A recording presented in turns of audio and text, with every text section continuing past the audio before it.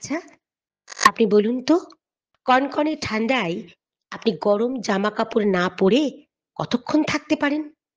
হ্যাঁ, ১ মিনিটও না।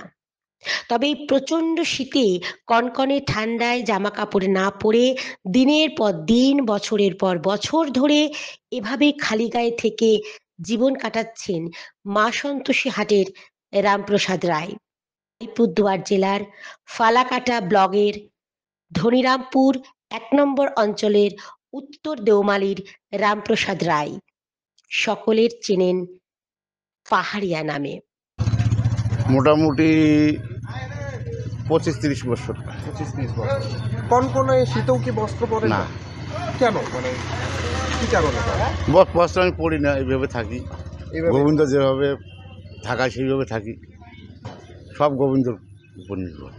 সারা বছরই পরেন না কোনো জামা কাপড়, শরীরে থাকে শুধুমাত্র একটি গামছা। তা নিয়েই দিনের পর দিন, বছরের পর বছর, শীত গরম কনকনে ঠান্ডা যাই থাকুক না কেন এভাবেই থেকে যাচ্ছেন তিনি।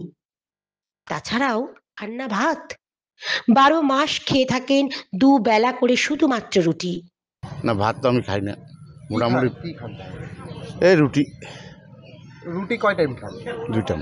২ টাইম। বাস তাতেই হয়ে যায়।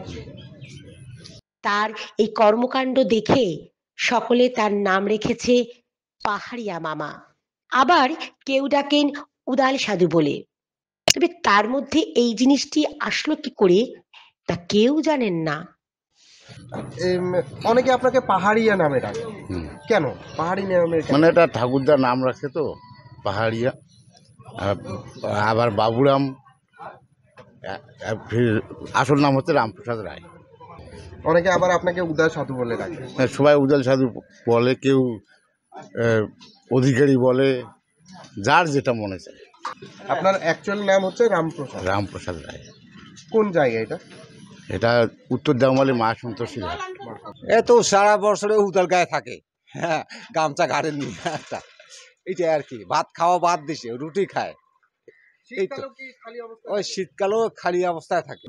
অনেক দিন থেকে তো পড়ে না। প্রায় 10 বছর, প্রায় 10 বছর। 10 বছর ধরো, 10 বছর ধরো। বাইরের লোক উদার সাধু কয়, আমরা তো এই পাহাড়িয়াই কই, আমার টাড়ি বাড়ির সম্পর্ক। এটা দেওমালে। আর কি বলবো, তো ওই সারা বছর এইভাবে থাকে, উদালে থাকে, কোনো বৎসবাদী নাই।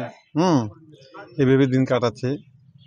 ওদিকে ওদের কথা আবার যায়, ঘুরে ফিরে করে, তবুও ওই রাত্রি দিন ওইভাবে। বছর শীতকালও সব সময়ের জন্য একেবারে। সারা বছর কোনো সময় বছর পড়ে না, হয়তো একটা গামছা গায়ে দিল, ওইভাবে থাকে গেল।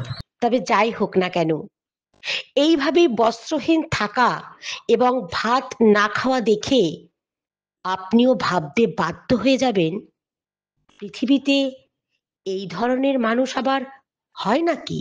ব্যুরো রিপোর্ট, সংবাদ যখন 24x7।